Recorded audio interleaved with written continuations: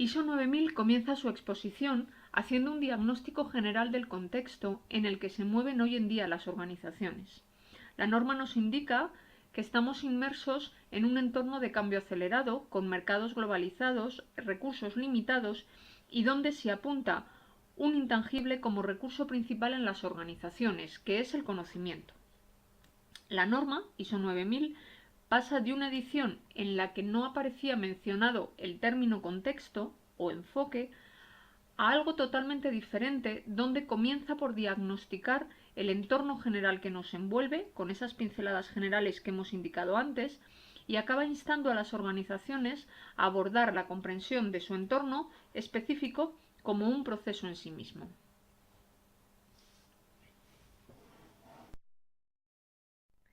En la edición anterior de ISO 9001, y hago aquí un breve paréntesis para indicar que entre una edición y otra de norma hay un cambio en terminología. En la edición de 2008 se utiliza entorno y en la de 2015 contexto. Pues bien, como decía, en la edición anterior el entorno debe tenerse en cuenta a la hora de diseñar e implantar un sistema de gestión, en tanto que los cambios en dicho entorno pueden suponer un factor de riesgo. Sin embargo, en la edición de 2015 es la sostenibilidad de la organización la que se ve beneficiada al considerar no solo los riesgos, sino también las oportunidades que nos puede ofrecer el contexto. Es un cambio sutil, pero importante en lo que implica en el desarrollo de norma. La comprensión del contexto se aborda, por tanto, como un nuevo proceso, cuya misión es determinar los factores que influyen en el propósito, en los objetivos y, en definitiva, en la sostenibilidad de la organización. Es decir, el contexto o los cambios en el contexto están puestos al servicio de la organización, no como en la edición de 2008 de norma, donde estaban puestos al servicio del sistema de gestión, no de la propia sostenibilidad de la organización. Los factores del contexto son de dos tipos, según nos indica la norma. Internos, y ahí estaríamos hablando de valores, cultura, conocimiento y desempeño, o externos, como pueden ser aspectos legales, tecnológicos, competitividad, mercados, aspectos culturales, sociales, económicos, etc. Es decir, resumiendo, hay una serie de factores, bien internos o externos, que pueden modificar el propósito, los objetivos y la sostenibilidad de la organización. Las organizaciones, pues, con este nuevo enfoque, ya no son algo estático en el tiempo. Se admite que la organización cambia y que puede hacerlo también su propósito. La empresa la estamos entendiendo como un ente dinámico que tiene interacciones con un entorno que también está en constante cambio.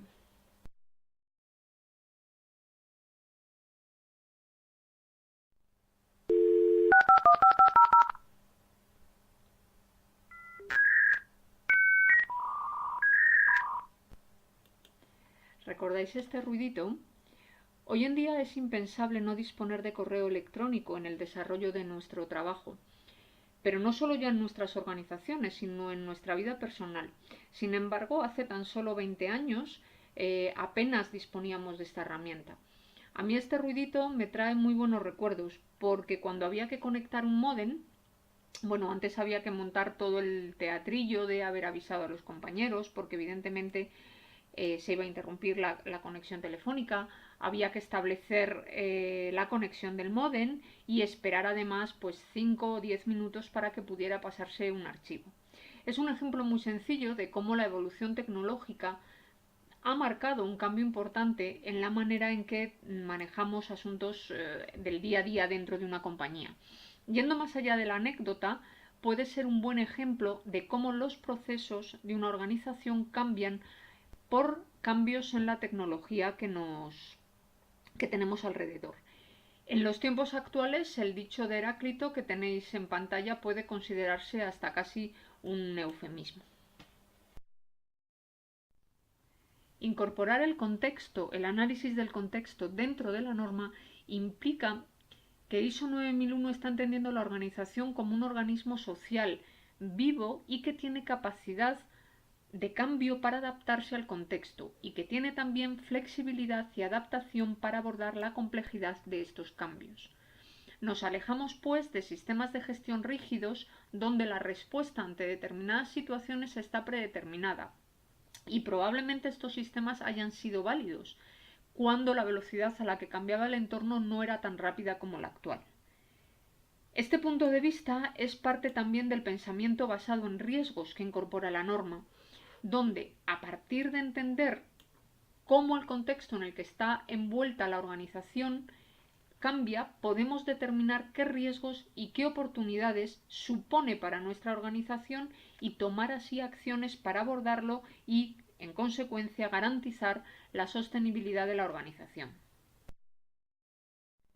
Aunque ya hemos trabajado en la definición de contexto previamente, vamos a ver ahora cómo se define formalmente en el punto 322 de ISO 9000. Allí se nos define contexto como la combinación de cuestiones internas y externas que pueden tener un efecto en el enfoque de la organización para el desarrollo y logro de los objetivos. En un lenguaje más coloquial, y por cerrar ya el término, contexto deriva del latín contextus, que refiere a todo aquello que rodea un acontecimiento o un hecho. Por lo tanto, entendemos el contexto como un marco, un ambiente, un entorno, un conjunto de fenómenos, situaciones y circunstancias que rodean o condicionan una organización. Para establecer los requisitos de norma relacionados con el contexto de la organización, vamos a centrarnos en el epígrafe 4 de ISO 9001, que a su vez se divide en 4 cláusulas. En la cláusula 4.1 abordamos la comprensión de la organización y de su contexto. La cláusula 4.2 se destina a la comprensión de las necesidades y expectativas de partes interesadas. Si estáis interesados en ampliar esta cláusula, en nuestro canal de YouTube, que os dejo abajo el enlace, podéis echar un vistazo a la consulta que ya grabamos sobre los requisitos de esta cláusula en concreto. En la cláusula 4.3 estudiamos el alcance del sistema de gestión de la calidad. Y finalmente, en la cláusula 4.4 estudiamos el sistema de gestión de la calidad y sus procesos. Nos vamos a centrar en el punto 4.1 de norma, sin dejar de lado que parte del proceso de comprensión del contexto es identificar las partes interesadas. Como a esto ya le hemos dedicado otra consulta, de la que os voy a dejar el enlace en la parte inferior del vídeo, nos vamos a focalizar en el apartado 4.1. Pues bien, en este apartado se nos pide que determinemos, es decir, que identifiquemos todas aquellas cuestiones internas y externas que van a cumplir dos condiciones. Por una parte, que sean pertinentes para el propósito y dirección estratégica de la organización, y por otra, que afecten a la capacidad de la organización para lograr los resultados que prevemos alcanzar en el sistema de gestión. Debemos recordar que la palabra pertinencia significa todo aquello que genere un riesgo significativo para la sostenibilidad de la organización. Por lo tanto, cuestiones internas y externas que por una parte supongan un riesgo para nuestro propósito y dirección estratégica y que por otra afecten a nuestra capacidad para lograr los resultados previstos. Además, en un segundo apartado del epígrafe 4.1 se nos requiere hacer seguimiento y revisión de la información sobre las cuestiones internas y externas. Uno de los puntos donde se puede hacer es en la entrada del proceso de revisión del sistema de gestión. Allí necesariamente hay que contemplar los cambios en las cuestiones internas y externas que consideramos pertinentes para hacer la revisión del sistema.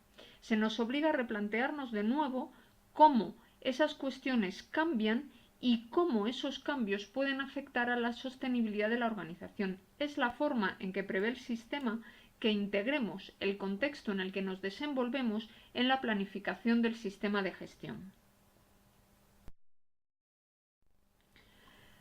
Vamos a ver ahora con qué herramientas nos dota a las organizaciones ISO 9001 para integrar el contexto dentro de nuestros procesos y de nuestras actividades. Por una parte, debemos identificar las partes interesadas y entender sus necesidades y expectativas como parte de ese contexto que nos rodea, en tanto que pueden generar situaciones de riesgo y oportunidades para garantizar la sostenibilidad de nuestra organización.